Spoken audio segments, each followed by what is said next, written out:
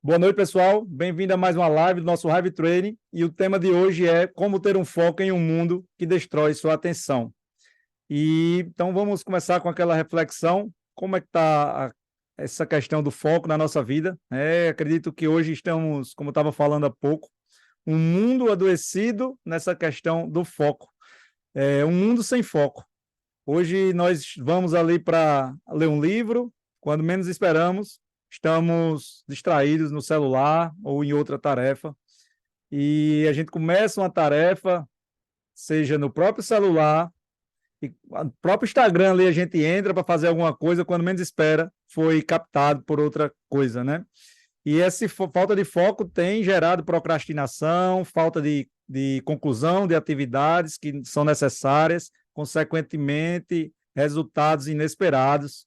E precisamos aprender a modificar isso. E o nosso objetivo da live de hoje é realmente entender um pouco como funciona o nosso cérebro e, a partir desse entendimento, também ter noção de estratégias para ser colocado em prática que vão melhorar o nosso foco no dia a dia, ok? Então, isso é um problema que acontece cada vez mais frequência, né, nos dias atuais. E a pergunta é: como podemos combater esse problema para ter uma vida menos dispersa e mais focada naquilo que realmente importa? Então, primeiro eu quero falar que foco, o que é foco? Foco é a nossa capacidade de falar não para tudo, menos para aquela coisa que importa e que está ali na nossa frente. Então, foco, repetindo, é a nossa capacidade de falar não para tudo, menos para aquela coisa que realmente importa e está ali na nossa frente. E aí vamos começar a entender que nós temos uma energia limitada. Nossa atenção, não temos como dar atenção para tudo e para todos. A nossa energia é limitada. E nessa falta de foco, o que é que acontece? Começamos a dispersar essa energia. Você imagina que é como um recipiente d'água e essa água começa a ser usada para N coisas, começa a ter vazão para N coisas. Vai faltar energia para aquilo que realmente importa, né? Então, vamos entender um pouco da neurofisiologia do foco. E a primeira coisa que a gente tem que pensar para falar sobre neurobiologia do foco, neurofisiologia do foco, é o que no ambiente está fazendo me perder o foco. E aí a gente começa a entender que existe dois tipos de atenção. Uma atenção chamada atenção contínua, que é uma atenção que não é automática, é aquela atenção consciente, que é cognitiva mesmo, nós escolhemos ter aquela atenção, e isso requer esforço, é desgastante, é cansativo e demanda uma carga cognitiva bastante alta. E a outra atenção é a atenção alternada. É como fosse aquele alt tab do computador, que vai passando, vai passando. A gente está ali numa atenção consciente e a atenção alternada, que é uma coisa automática, é dopaminérgica, vai roubando a nossa atenção da atenção contínua, né? Ela vai tirando a atenção da atenção contínua e vai ali nos dissocando daquilo que realmente importa. E é como fosse um processo de pular de galho em galho. E por que isso acontece? Porque somos seres naturalmente movidos por novidade. Então, a gente está fazendo alguma coisa ali e aí vem as novidades. Quando a gente está ali no Instagram, a gente entrou para ver um negócio, aí vê aqueles, lá no feed, aquelas outras coisas. É uma novidade. E aí a atenção alternada, ela fica buscando essas novidades. Já já eu explico um pouco mais. E só um instante. Exemplo. Então, vamos ver o seguinte. A atenção contínua. Você imagina que você está fazendo algo que você gosta, sei lá, ali assistindo uma série de Netflix. Percebe que quando você gosta, quando é uma coisa fácil, você consegue continuar com a atenção? E aí você está ali e tal, e nada rouba a sua atenção. Porém, quando é um livro, você vai ler um livro técnico, um livro relativamente chato, difícil de ler. Então, aquilo ali já é o quê? É algo mais denso, mais tenso, é algo chato, que gera, né, um incômodo. Então, o que é que faz? A atenção continuada, ou a atenção alternada, ela tem como objetivo fazer o quê? Nos distrair daquilo que é chato, nos distrair daquilo que é tenso. E Por isso, nós estamos ali fazendo algo que requer carga cognitiva, que requer energia, esforço, mas que, de alguma forma, contrário àquelas necessidades de sobrevivência, de conforto, aquela tarefa é desconfortável, e aí a atenção ela começa a ser puxada para algo que amenize, que nos traga para a zona de conforto. Conseguem entender a diferença entre a atenção contínua e a atenção alternada? A atenção contínua é aquela que você usa de forma intencional. Quando a atenção contínua, você está fazendo algo que é prazeroso, que é confortável, a atenção contínua está bacana. Você consegue ficar ali. Quando você está usando sua atenção contínua e algo que é desconfortável, em outras palavras, é uma ameaça à nossa sobrevivência naquele momento, né? Porque o cérebro é feito para buscar prazer imediatamente e fugir daquilo que traz desconforto. Então, a ameaça, a atenção alternada é um recurso para você tirar a atenção daquilo que é chato, desprazeroso, e buscar atenção, focar a atenção naquilo que é prazeroso. Por isso ela é dopaminérgica e por isso é difícil você conseguir manter essa atenção, principalmente quando o cérebro já aprendeu caminhos tão prazerosos, rico em novidades, como é o uso do celular, das redes sociais. E aí, então, Glauber, para ser objetivo, como superar a falta de foco? E aí eu vou falar 4 passos para vocês, ok? Então, primeiro passo é tentar inverter a lógica. Se o cérebro rouba a nossa atenção para aquilo que não está sendo tão prazeroso instantaneamente, então tem uma forma, é a gente buscar visualizar as recompensas. Por que eu estou fazendo isso? O cérebro é dopaminérgico. A dopamina determina a aproximação ou distanciamento de um comportamento. Então, quando eu vou visualizar as recompensas, né, eu faço ali um review, literalmente. Por que eu estou fazendo isso? Na questão de segurança, a curto, a médio e a longo prazo. Na questão de prazeres da minha vida, a médio, a curto e a longo prazo. E, principalmente, eu tenho que buscar fazer aquela atividade como? Da forma mais prazerosa possível, para que o cérebro não busque o prazer em outra atividade, roubando a atenção. E quando eu busco as recompensas, visualizar as recompensas em termos de conexão, que é o terceiro recipiente dos sistemas operacionais que decidem e escolhem nossos comportamentos. Então, eu começo agora o meu cérebro a jogar dopamina, para eu manter atento àquela atividade. Ok? Então, vamos lá. Primeiro passo, visualizar as recompensas. Se eu estou fazendo algo que o cérebro, naquele momento, não está muito consciente dos benefícios que me traz, a dopamina não vai estar me jogando para aproximar do comportamento. Pelo contrário, vai me jogar para me distanciar do meu comportamento. Ok? Então, primeiro, beleza? Ponto. Segundo passo, é o que vocês já sabem. Eu preciso que meu cérebro esteja funcionando adequadamente. Eu preciso que meu cérebro esteja a amígdala cortical equilibrada e na atividade correta. Eu preciso que o córtex pré-frontal, que é a parte do cérebro responsável pela sensatez, pelas boas escolhas, pelo planejamento, pelo autocontrole, pela disciplina, pela capacidade de suportar até algo desagradável em prol de um benefício futuro. Então, eu preciso que isso esteja muito bem funcionando em níveis adequados, todas essas áreas. E como é e qual é o segredo para isso? Acredito que vocês já sabem. É cuidar do corpo, é cuidar da saúde, é cuidar da vida. Como? Através de um estilo de vida. Então, se eu quero mais foco, eu vou cuidar do meu sono. Se eu quero mais foco nas minhas atividades diárias, eu vou praticar atividade física para diminuir os níveis de cortisol, regular as areazinhas do cérebro. Eu vou me alimentar bem, eu vou ter contato com a natureza. Estudos mostram que, por exemplo, estudantes que antes de um momento de estudo, de aula ou de estudo mais ativo, ao ter contato com a natureza, ali 20, 30 minutos antes, quando vão estudar, eles conseguem ter mais foco. Por quê? Porque a natureza tem a capacidade de o quê? De equilibrar as regiões do cérebro. A natureza tem a capacidade de matar a fome sensorial, ou seja, de gerar um prazer que o cérebro busca. Então, quando você vai estudar, o cérebro não vai estar tão atento ao quê? Buscando prazeres, porque ele já está satisfeito.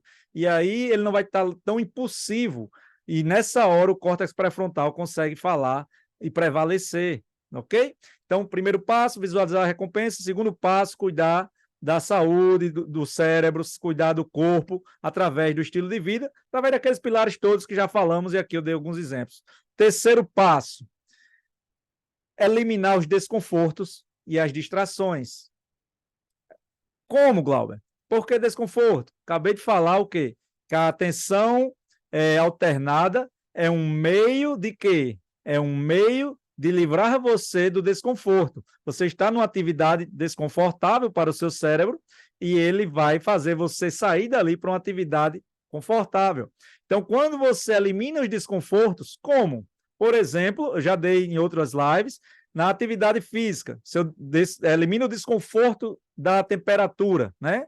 Do desconforto da pegajosidade da pele, do desconforto auditivo, do desconforto olfativo, do desconforto visual, eu vou ter menos necessidade de fugir daquilo, eu vou conseguir mais manter o foco.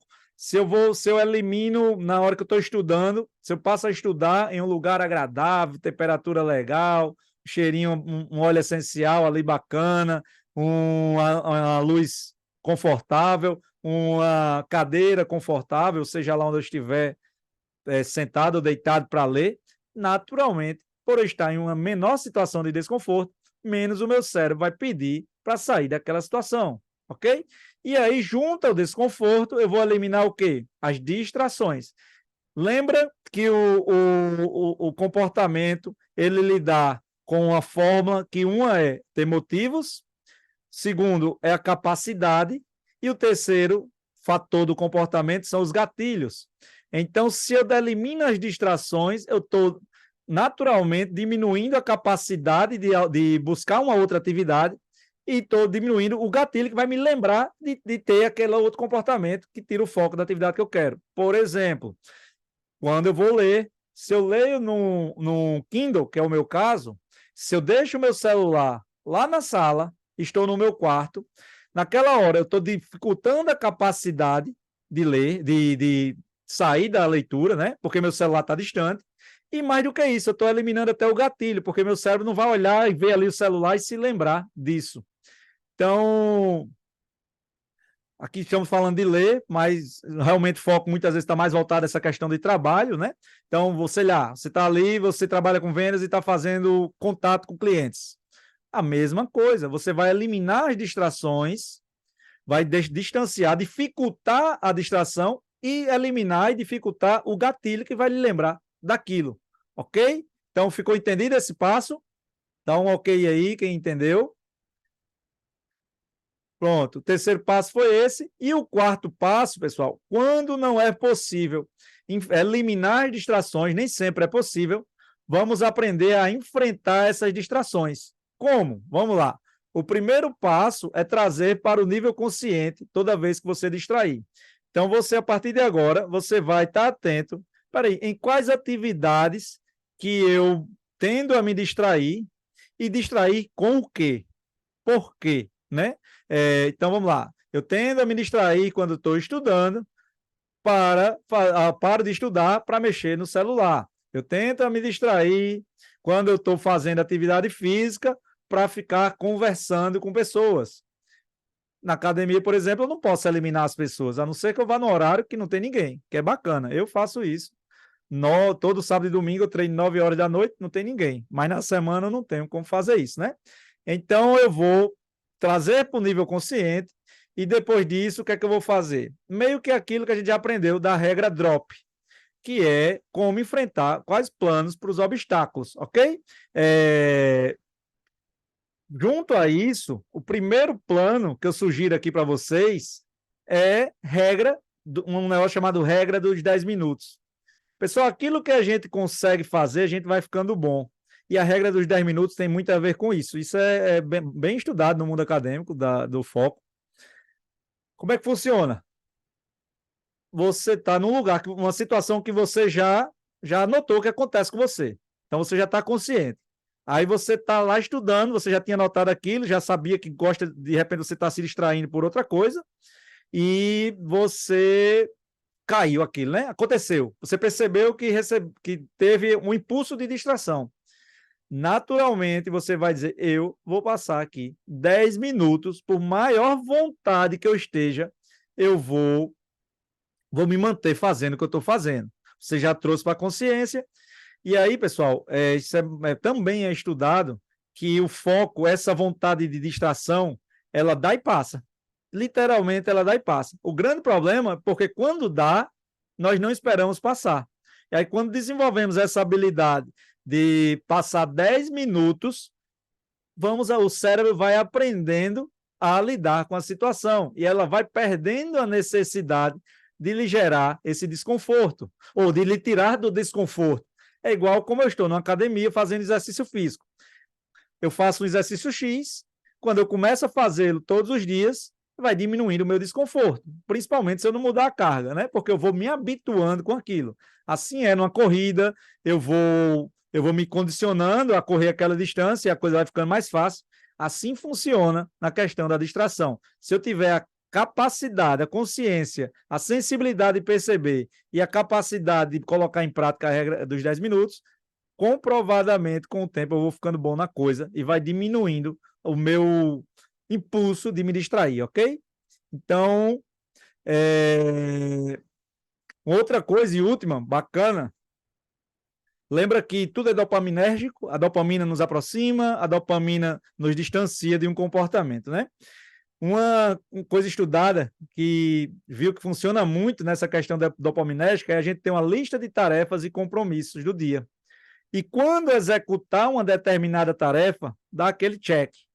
Aquele check, ele tem a capacidade de gerar na gente uma descarga de serotonina e uma descarga dopaminérgica.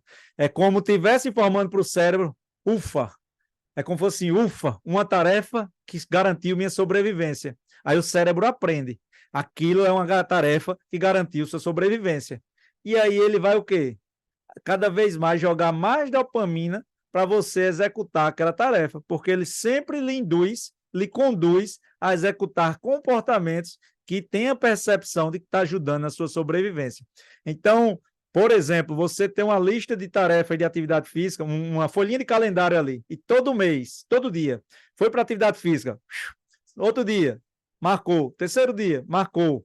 Isso comprovadamente aumenta o seu engajamento na atividade, porque seu cérebro começa a querer fazer aquilo para poder sentir aquela sensação de conforto e de prazer gerado pela conquista, pela realização.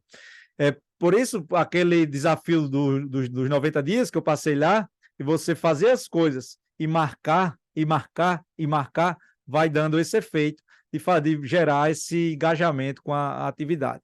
Ok? Então, falamos aqui de forma muito objetiva dos 4 passos, com mais o detalhezinho aí final. Primeiro passo, visualizar a recompensa. Segundo passo, eliminar os desconfortos e a distração. Terceiro, aliás, esse era o terceiro passo. Enfim, visualizar a recompensa. Segundo passo, cuidar do corpo, da saúde, ou seja, do cérebro. Fazer que seu cérebro, suas áreas amígdala, seu córtex pré-frontal estejam equilibradas, funcionando adequadamente para manter a sua capacidade de foco, através de um estilo de vida, que já aprendemos. Terceiro passo, eliminar os desconfortos e as distrações. Quarto passo, enfrentar essas distrações, trazendo para a consciência quais são os momentos de desfoque e quais são essas distrações. E, ao acontecer, você tentar, primeiramente, as regras dos 10 minutos, ok? Colocar em prática a regra dos 10 minutos. E, junto a isso, ter a listinha de tarefas e compromissos do dia, onde você só check, check, check, vai ficando bom na coisa, seu cérebro vai gostando e vai cada vez mais aumentando seu foco com aquela atividade. Então, por hoje, de conteúdo, foi isso. E agora estou aberto a dúvidas e perguntas.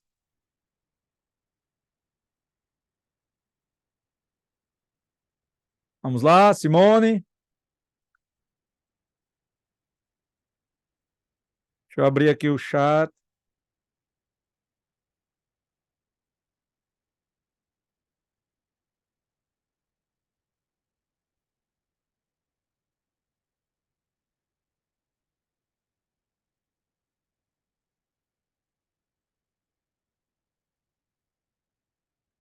Só hoje nem comentário teve. Tá todo mundo quieto, Tá né? todo mundo quieto. É o Acho tempo. que é todo mundo sem foco na atividade. Ou tá todo mundo ofendido, né? Fala, nossa, só tô falhando. Tá igual a minha mãe, eu dei um livro para ela que era Como Manter a Memória em Dia. Aí, depois de um tempo, eu disse, ei, mamãe, leu o livro? Li, meu filho. Certo, Esqueceu. me conta aí o livro. Rapaz, não lembro não.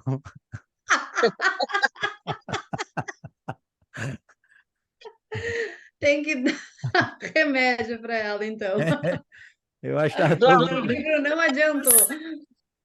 Eu Tem acho que Tem algumas coisas algumas coisas que você falou. é o quê? que você falou, tem algumas coisas que você falou que eu já uso no dia a dia por conta da demanda do meu trabalho. Então, eu tenho que determinar o tempo que eu vou falar com os inícios, que são as consultoras que estão chegando. Eu Sim, tenho que tirar o horário para responder as perguntas, para gerar os boletos. Então, a gente já aprendeu isso. Então, naquele momento, naquela hora que eu tirei para fazer aquele trabalho, pode chegar as mensagens que chegarem, eu só vou fazer quando eu concluir aquilo. Então, eu já consigo mais ou menos ter isso para poder ter uma evolução do meu trabalho diário. sim, E a questão perfeito. do livro que você falou, às vezes o livro, mas às vezes quando o livro é técnico e você tem o interesse de aprender, aí ele não se torna chato, porque é uma coisa que É, você quer. fato. Na verdade, eu passo por isso. Eu tenho livros que, do mesmo assunto, vamos dizer assim, né? Do assunto que eu gosto, de neurociência e comportamento. Quando é um livro muito bom de ler, eu vou direto ali. Mas tem livros que a leitura, por mais que seja você tenha interesse, por mais que você reconheça o motivo que por que você está lendo aquilo, mas a leitura daquele livro ela é mais densa. É uma linguagem mais técnica, ou uma escrita que você não gosta muito. Por exemplo, eu não gosto muito de leitura onde o autor conta muita história do dia a dia, essas coisas, ele tenta transmitir por história. Eu gosto de coisas mais objetivas. Estudo tal, falou tal coisa e pronto. Eu gosto de livros mais assim. E eu tenho muita dificuldade em acompanhar livros dessa outra forma. Então é da hora que a pessoa tem que começar a usar dessas estratégias, porque senão não vai não, não anda não. Minha leitura não anda não. Eu começo quando eu vejo, eu estou pegando o celular. Quando eu vejo, eu estou me levantando. E aí o cérebro fica o tempo todo, luzindo a sair do desconforto.